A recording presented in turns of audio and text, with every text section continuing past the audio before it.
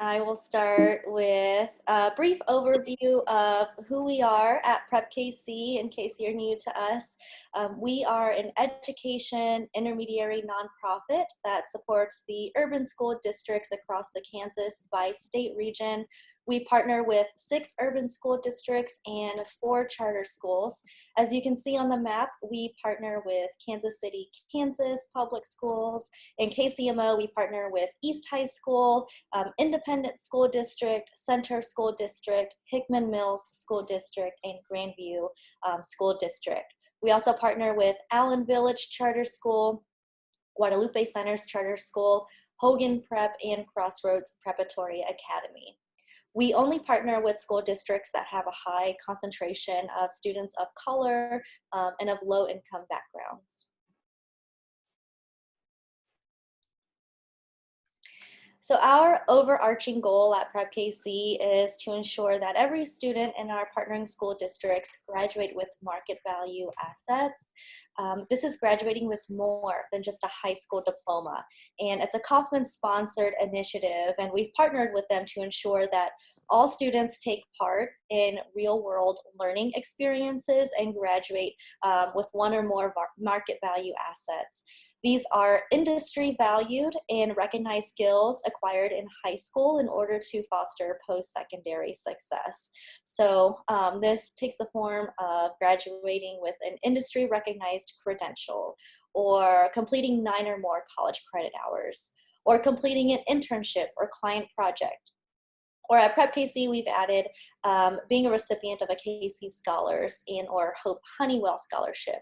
We know that financial barriers are a real reality for our students and can prevent them from going on to their post-secondary careers. So we want to ensure they have access to that. We do have several strategies at Prep KC to ensure that students are graduating with market value assets.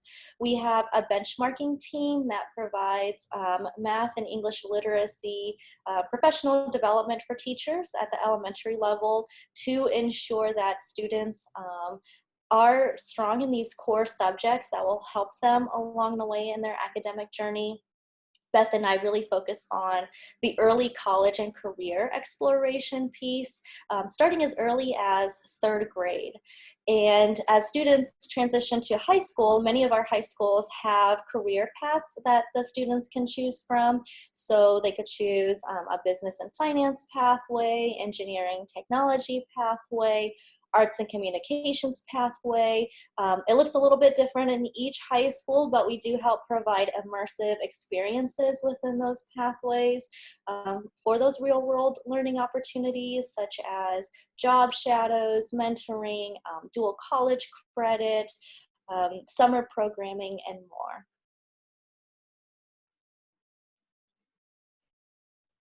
So in case you are new to our work, I wanted to share with you what our early college and career exploration looked like pre-COVID.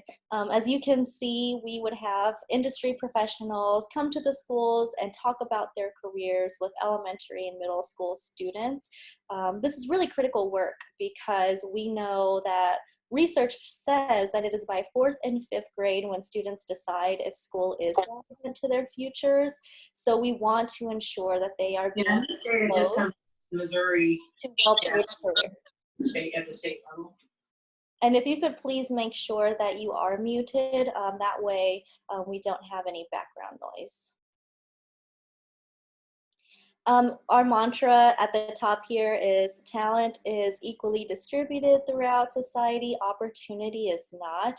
And so our mission at Prep KC is to ensure that we are creating access for the almost 70,000 students within our school districts.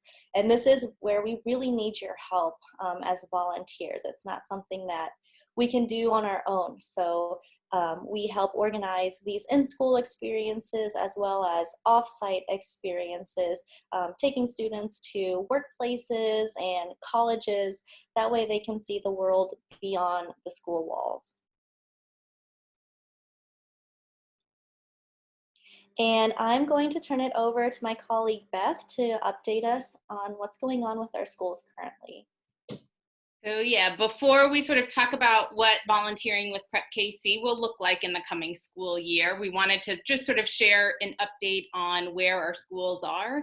As I'm sure we're all aware, this is a really difficult time for so many, and so our education systems are really trying to figure out how do we best meet the needs of our students in this new environment. So a few of the things that are top of mind for Prep KC and for our schools. One is just the social emotional issues that not only the pandemic, but also the racial injustices that we see in our community is causing for our students, for our families. And we need to recognize that at the start of the school year as students do start coming back, to know we have to address those issues. We have to give our students the space to have the critical conversations about their social emotional well-being before we can even think about getting to the academic. So we're thinking with our school districts about what does that piece look like. We also know that our teachers are really overwhelmed right now. I think our teachers are concerned for their own health and safety, as well as trying to figure out how do you meet the needs of all students in this very virtual environment. That's new for our teachers. They don't know how to do that. Technology is somewhat of a fear for them. So figuring out how do we not just support our students, but also provide the support that our teachers will need. And what we saw when everything shut down in mid-March won't be surprising to anybody. We see huge digital divides for the communities where we work. And what we know is our schools jumped quick into action to figure out two things. How do we make sure all students have the devices that they need to participate in virtual learning, as well as the Wi-Fi access? So many of our families do not have that internet access, and there were hotspots provided to them. But I think what they found is hotspots weren't always meeting the needs of what they need to participate in live Zoom sessions, things like this. So that digital divide is still very real and very much exists for the schools where we work. And they're struggling to come up with how do we make sure if we do have to teach all virtually, every single student can be included. And because of all of these issues, some of our students who were in those really critical transition phases, our juniors and seniors who are starting to think about college and beyond, didn't get the necessary connections that they needed. They didn't get the support they needed to complete college applications, to complete their FAFSA. As we looked at the regional data, we saw numbers going down for FAFSA completions, which is really worrisome as to how are our students continuing to get the support that they need to be successful in everything that they want to do. And so because of all of those obstacles that our school districts are facing, we know that the learning gaps and those achievement gaps that have existed for a very long time are only increasing now in this new environment. And that's really worrisome to us. It's worrisome to our school districts. And so there is a huge amount of pressure on our K-12 systems to really figure out what does this look like? And we know there's no playbook. Nobody's figured this out before. So Prep KC's role is convening our district partners, our superintendents, to just ask, how can we help be a thought partner at the table to really identify what are the key strategies that we need to move forward in this new environment? So we regularly are convening our districts to just ask, what are the gaps that we can continue to help them figure out? There are a few things that we know now as far as reopening of school goes, but as it won't surprise anybody, that could change tomorrow. The newest updates that came from our two largest districts this week were from KCK and KCMO. Both of them have proposed starting after Labor Day. KCK has been approved by their school board, so they won't start till after Labor Day, and they will be 100% virtual for the first 9 weeks of school. Dr. Bedell in KCMO has proposed the same thing. It's waiting on school board approval, but it's looking like they won't be starting till after school, after Labor Day. And they haven't put a timeline to theirs. They've sort of said once we're in a better situation and cases are not continuing to increase like we see right now, then they'll bring students back in the building. So those were the most recent announcements that have been made. We don't have much definitive from charter schools or other smaller districts. I think many of them were moving forward with hybrid plans, which means maybe 50% in the building, 50% virtual, and then swapping. So at any one time, you would only have 50% of the students in the building. They would have 2 days in person and 3 days virtual. That was the direction that most of our other school districts were headed down. We don't know how these big announcements from our larger districts might shift their thinking, as well as the announcement from the mayor, his recommendation to start after Labor Day as well. So, like I said, that's what we know now, but we continue to stay updated to see how that will change as we move forward. So volunteering during COVID-19. I can tell you that there will still be volunteer opportunities. And if you are familiar with our experiences, you know that they were in person in our schools and tended to be hands-on. And we're at the start of the semester. But now we are looking at pushing our programming into November because we want to be mindful of what our teachers and students are going through and just getting readjusted with the changes and what school will look like. And as Beth mentioned, as plans are still being finalized. So currently we are redesigning our experiences to be virtual. Everything is becoming virtual, so that's the same path we're following. Career jumping, this is where we would bring in 30 to 40 professionals to talk to an entire grade level at our middle schools to share their career experiences. We do have college partners on the line. Our college fairs, those we're looking to do virtual. Mad City Money, this was our financial literacy event where students participated in building a budget and interacted with volunteers as vendors.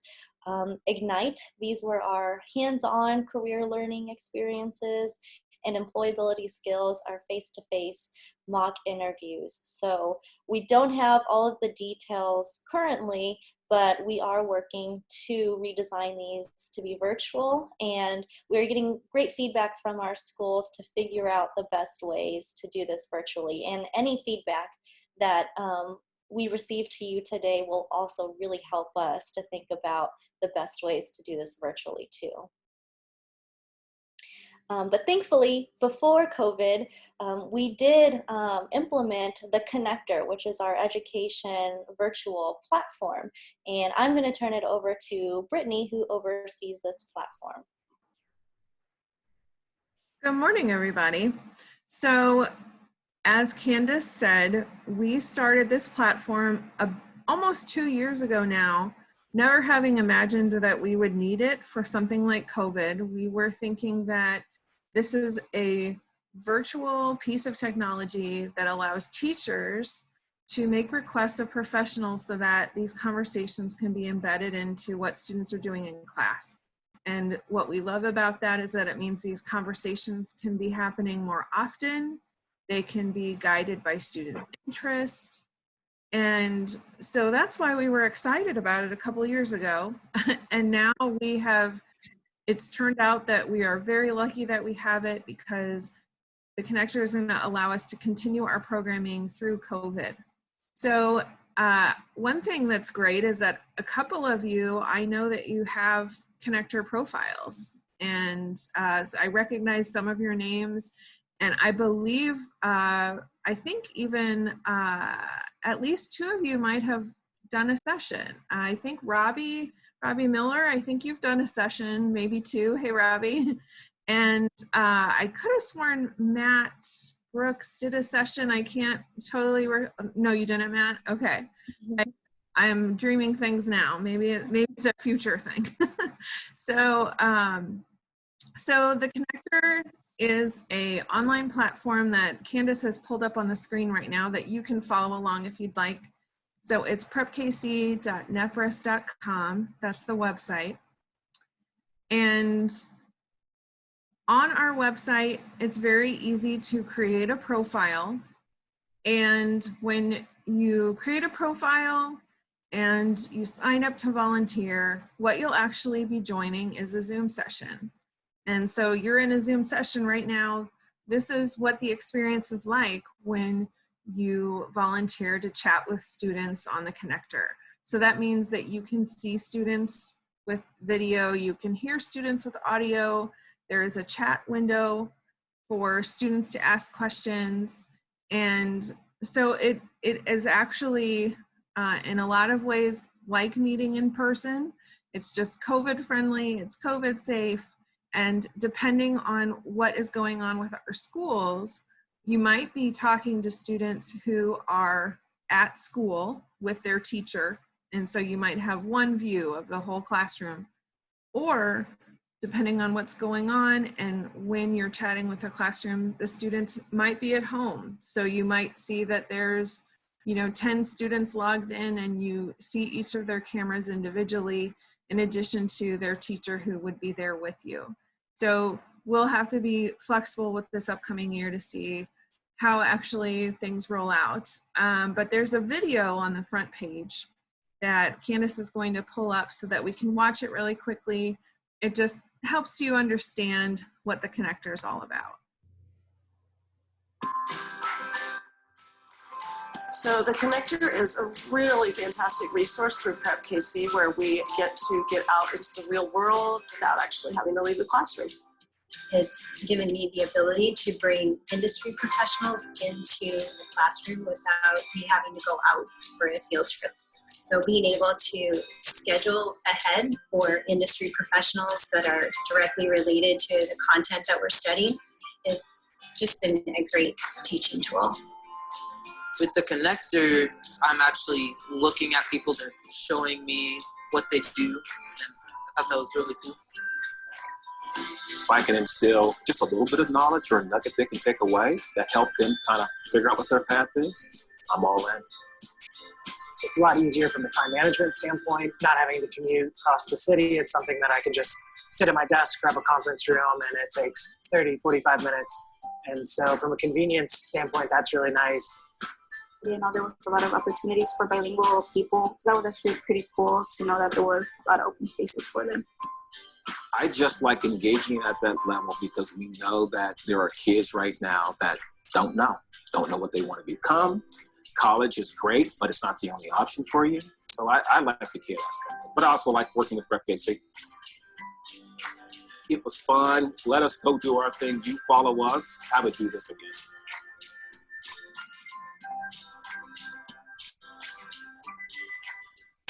Thanks, Candace. So that gives you a quick overview so you could see some shots to see what it looks like on the professional side, that you can walk around with an iPad, you can sit at your desk. There's a couple different ways that you can situate yourself, and then you could see that also the students can see you, they can hear you. The teachers usually project, if they're in the classroom, they'll project it on a large screen so that you're very easy to see and hear. And it means that our students can be meeting more people more often, asking more questions. And I mean ask questions. They will ask you all kinds of questions. They are very curious about you.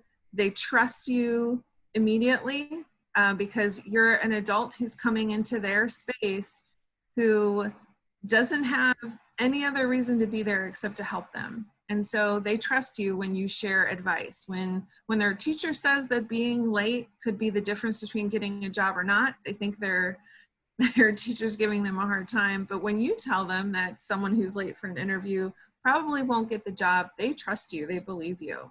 And so your voice is really important to them. They do listen to everything you're saying. And we have been using this for almost 2 years now in classrooms. And so Candace is going to show you a list, which once you sign in, you will be able to see this list also. So this is a list not of all organizations who've participated on the connector, but these are some organizations who've really given a lot of their time. So you can see that UMKC is here, Garmin, Honeywell are all at the top. They're organized by the number of sessions that the organization has hosted. So you can see that Garmin has 13, Honeywell has 12. And so that's why they're in the order that they're in. When you go to this website where it says more info, you can click them and see who has a profile from that organization.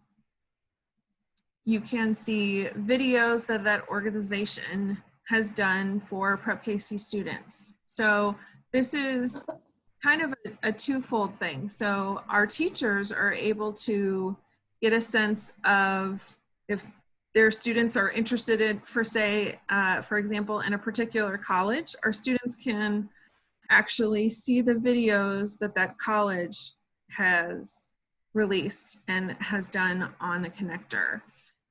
This is also a way for our professionals to see who at your company has an account, who has given a session. It's also an easy way, as you can see on the far right, to track roughly how many students have been attending the sessions that you've done. So this is a great way to just see how your company's doing, see how your organization's doing, and also just to keep track of your progress. So, so feel free to check out that list of, like I said, you need to be signed in to see it, but that list is really great to watch as the year goes on and as the sessions continue. So like I said, the sessions happen on Zoom. They are usually pretty quick. Your students will ask you lots of questions. It's exactly like this. The Zoom is embedded into the website. So when you join a session, you are essentially joining a Zoom session. And a lot of us are we're Zoom pros now in the age of COVID. So it's a pretty natural experience. You'll also have Nepris, who is the company who runs the website. They are at every session. So you do not have to be the tech guru who helps any teachers or students who have issues. There's a Nepris representative there who will make sure that everybody can log on okay, who will record the session so that both you and students and teachers can view it later. So you will have the support that you need between Prep KC and Nepris. We really try to make this a smooth process for you. So with that, I think that I will turn it back to Beth and Candace. Please feel free to jump in if there's anything that I forgot that's really important for everybody to know at this point. The only thing that I would clarify is this is a national platform. So Prep KC's role is helping to manage usage in Kansas and Missouri to get more volunteers on the platform and to get educators thinking strategically about how to utilize it. But it is national, so it's used across the country, and it is powered by Nepris across the country, but locally it's called the Connector. So to volunteer with us this year, we would need you to create a profile, which Brittany mentioned is really easy and free to do. And we can walk through that after the Q&A if anyone's interested in doing that now. And we'll also follow up in an email with instructions too. So you can also do it then or also pass it along to your colleagues. But we are always available as a point of contact to help answer any questions at any time about it. So I would like to shift over to the Q&A. I'm also going to just throw some prompts into the chat box to also try to gather your feedback from today. So feel free to unmute yourselves and provide any questions or comments. Can you all hear me? Yes. Okay. So kind of speaking to the connector, I think I have done 2 sessions. I definitely remember one, and it was very easy. Like I feel like I didn't like have to do anything because like between Brittany and Nepris and like I just literally just clicked a button and signed on to talk to the class. And I think the part I really liked was like, I think it was the day before or either a couple of days before, somebody from Nepris, like I had like a Zoom session with them and they kind of just went over like some details with me and we kind of made sure like my technology was okay and that like I didn't have any questions about anything. So that definitely kind of helped. And then the day that I did the session, it basically was like I just zoomed into a classroom and like the kids could see me. And I'm thinking like maybe the computer was like on the teacher's desk. I kind of did like a short presentation and then like they kind of asked questions, but I actually really enjoyed it. It was very easy. Like I said, I felt like I was very well taken care of. So it was like one of the easiest things I've done. And the school that I did it with, I visit the school pretty frequently. So it wasn't like I was like a complete stranger to the kids. So like I think some of them had kind of recognized me, maybe depending on how long my hair was. Sometimes I let it grow, sometimes I cut it. So maybe they were kind of like, I think I've seen him before. So it was really cool. I actually really enjoyed it. Thanks, Robbie. Mhm. Yeah, thanks for sharing that, Robbie. And Robbie's right. I forgot to mention that before your session, NEPRIS will offer to schedule a time with you to have a tech check so that if you have any concerns about screen sharing or just want to make sure that your technology will actually cooperate with you when you're actually with the students, they'll have that tech check with you. And like Robbie said, they are very attentive. They will make sure that you feel comfortable. And what I think is nicest about it is that you don't have to be the tech guru for the teacher or the students who are there. If anybody's having trouble, NEPRIS will intervene. They'll make sure that everybody can see and hear each other and that the technology doesn't get in the way of your chat. So yeah, Robbie, and Robbie is, from what I can remember, I think you did do 2 sessions. And we're so grateful for that. That's awesome. Thanks for sharing. Thanks for sharing your experience. You're welcome. And Brittany, we have a question about, do you have to download anything to use the connector? I think just having Zoom is the only thing you need. Is there any other advice you have? Nope, that's it. The connector, it's a website, so you just put it into your browser like any other website. The only thing you need is Zoom. And I did put some prompts if you'd like to fill one of those out. I wish, blank, I liked, blank, I'm worried, blank, just to get some of your feedback. I also see another question from Tristan. He wants to know if there is a built-in function that provides student information that are in attendance. So what you will know about the session beforehand is you will know the school, which means you'll also know the district. You will also typically know the grade level. So you'll know, for example, it's 7th graders in Kansas City, Kansas Public Schools at Gloria Willis Middle School. So you will have that much information, so you won't be going in blind, so to speak. You also will typically know what the teacher wants from you, that either you'll be part of an event, just like you've been in person, or that the teacher is making a particular request for you to speak to their classroom about something specific. And the request you receive will tell you exactly what the teacher is studying and what they'd like to know from you, and we'll have a list of questions that they'd like you to answer while you're there. So before the session, you should have everything you need to feel comfortable, like you know who you're speaking to and what you're speaking about. But you also know the teacher beforehand or the school beforehand, and Candace and I will also know the details of your session. So if you sign up for something, but you really want more details, you want to know more context, what you're a part of or anything like that, you can ask us. You can also ask the teacher. You'll see when you're on the site that you are able to message teachers through the site. You're also able to message other professionals through the site.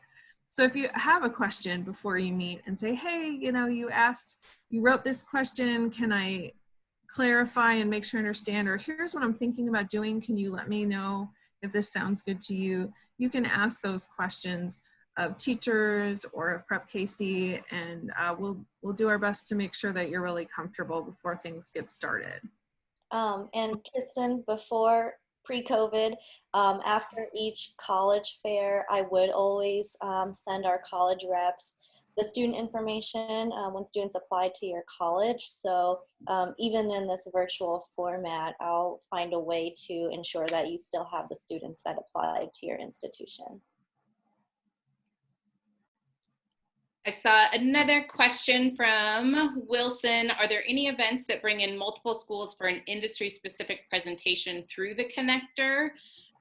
So yeah, I think the main way we've been talking about so far on the connector is teacher requests or career speaker general events like that. So that's one way to volunteer on the connector.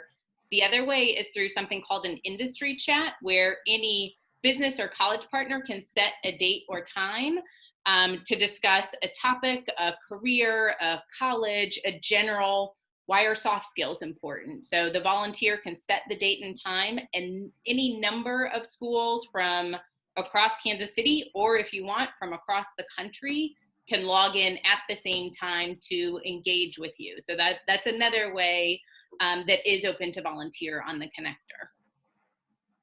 And then also I'll interject that when teachers make requests of professionals to speak to their classrooms, they can specify whether or not they'd like that session to be open to other classrooms. So I have seen, for example, a teacher at Crossroads Academy request specifically one person to only talk to their classroom, but I've also seen teachers make a request, say a high school in Kansas City, Kansas will make a request but leave it open for other classrooms to join, meaning that other classrooms in Kansas City might join or other classrooms in other parts of the country might join. So if you're open to volunteering outside the Kansas City region, this is a great way to do it. But you can also, if you only want to volunteer with Kansas City students, you can do that. You'll know who your audience is before your session. Next question is from Matt. Do teachers post session topics for industry professionals to view? How do we know if what we do as professionals parallel what the students are doing in the classroom? So great question. So teachers do post requests, and when you get the request, you'll see there's a session page that will tell you the date, the time, the duration. It will have a title. It will have questions that they'd like you to answer, and they will provide some context of why they're asking that question. Usually it's something that they're studying in the classroom and they'd like someone to come in and share some more with them. So you'll get that, and anything that you read is what the teacher has written, and you can always follow up and ask questions and say, hey, you wrote this on your request. Can you tell me more about this? Or you can say, here's what I was planning on sharing. Can you let me know if that's what you're looking for? So you can always ask beforehand. And then the other part, how do we know if it parallels what students are doing? The teacher will let you know what they want to get out of the session. And I will tell you that a lot of times the teachers give you kind of free rein. And so they'll say, you know, we just want to know what it's like to do your job. And so they'll ask you the kind of questions that would help them know that. Like they'll ask something like, you know, what is a typical day like? What's your favorite part about your job? What's the worst part about your job? Tell us about something that happened at work that you got really excited about. They'll ask kind of questions like that, but then also the students will ask questions. And so you'll see where there's, you know, where the student interest lies. So a lot of times the teachers are just so happy and appreciative that you're talking to the students that whatever you share to them is great and perfect. And if they do have more specific things that they're looking for, they'll tell you during the session, they'll ask the question, or they'll have it beforehand in the request that they wrote. So hopefully that answers that question, but feel free to ask more if you have more. The other piece I'll share is Brittany spends a significant amount of her time watching all of the requests that come in from teachers and thinking about who's the right volunteer to pair them with, or if it's not somebody that's already in the system, how do we reach new volunteers to sort of find the right person based on what the teacher is asking for. So some of that happens in the system, but that is a huge piece of what Brittany spends her time doing to make sure we have thoughtful matches between our teachers and our volunteers. Yeah, so yes, that's good to point out, Beth. So if you are an engineer, I won't be sending you an email saying, you know, hey, you know, this biology class wants to know something. You would get requests for sessions that would speak to your talents and your interests, which we know that by when you fill out your profile and the skills that you list. That's how we know what would be a good match for you. So we'll provide those instructions over email, and we'll also walk through that this morning so that if you want to create the profile along with us and get any questions answered as you do it, It just takes a few minutes and we'll do that together. Any other final questions? Or if not, we can take just 5 minutes and show those of you who don't yet have a profile on the system how to create a profile, but we'll also email the document out to the full attendance list so that everybody has the information. So I don't see any other questions right now. If you have additional ones while Brittany's walking through how to do the profile, type them into the chat and we'll continue to answer those. But for those of you who don't need that information, feel free to sign off, and we have been thrilled to have you on with us. Thanks, Robbie. Thanks, Robbie. Good to see you. And it was good to reconnect with you all too and meet new faces. Okay, so for those who are staying on, to create your profile, so you'll go to prepkc.nepris.com, that's our website, and I'll go slowly because I know that you'll be going back and forth between windows, trying to make sure you're following along. So it's prepkc.nepris.com. Candace has it pulled up so you can know that you're in the right place if that's what it looks like. And in the top right corner, it says sign up. That's what we're going to click. Right away, it will ask you which sentence best describes you. So you'll want to make sure to click, I work for a company, agency, or organization. That will determine what you can see when you log in. So we want you to be able to have the opportunity to sign up for sessions and to volunteer. So you'll choose the second option and click continue. And if you work at a university or institution, you'll still want to click company, That's right. agency, or organization.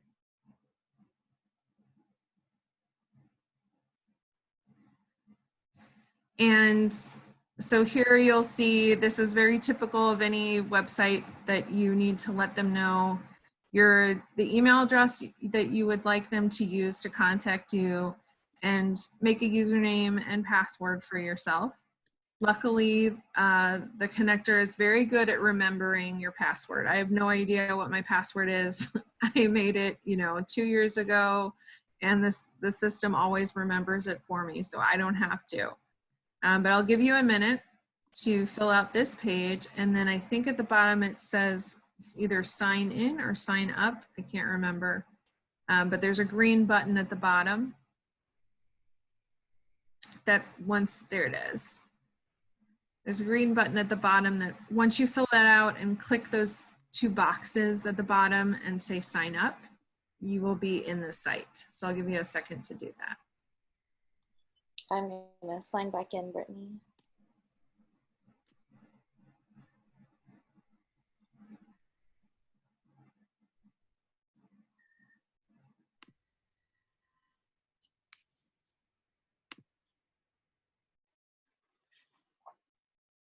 Okay, I'll keep going if anybody wants me to wait for a minute, just let me know. Okay, so once you're in, this is generally what your page should look like. So in the top left-hand corner, you should see your name. And so you can click Edit Profile. And this is what I was referring to when I was saying this is how you let us know what you feel comfortable talking about with students. So if you scroll down a little bit, you'll see that this is where you'll see that pencil icon next to every piece of information. When you click that icon, that is how you can edit and change any of that information. So the information that's most helpful for us is where it says the company or organization name. It's always helpful to know who you're working with, your job title, your industry is helpful, and then your skills. That's what we need the most. So keep in mind, really what you should put down for your skills is if you would feel comfortable talking to a classroom about it, then that's what should be in your skills. So for a typical admissions counselor, they would say things like college and career planning, admissions, how to get into college, event planning, If you run a business, you might say entrepreneurship. So anything that you would feel comfortable talking about is what you should list in your skills. I also would say that just because it's not something you do in your day job doesn't mean that you shouldn't list it. So because we get requests, you would not believe the kind of creativity in these classrooms. I've gotten a request for ice cream makers, for beekeepers, for jump rope experts. I mean, it's the teachers get very creative. They're learning all kinds of stuff in the classroom. So you never know, you might have a particular passion or hobby that students are wanting to learn more about. So always feel free to include those as well. We've had requests around, I know we've had dance requests, hip hop requests, all kinds of things. So that's where you list it in your skills. And then the last thing I would say is it's always nice to have a picture because teachers love to see who they'll be talking to, so do the students. So a picture is always helpful. And I see a question here. Can you create an account for a company and multiple people can sign up? Yeah, you could do, yes, you can. We do have some companies who do that. So rather than each employee having their own account that they sign in, they have one account. It would mean that everybody needs access to that email address and people need to be able to know the password to log in. But yes, you can do that if you'd like. And yet I see that Carol was saying, create an account and different employees can put their information in. If you have one account, then just one person's information goes in, or you could sort of do it in a general way.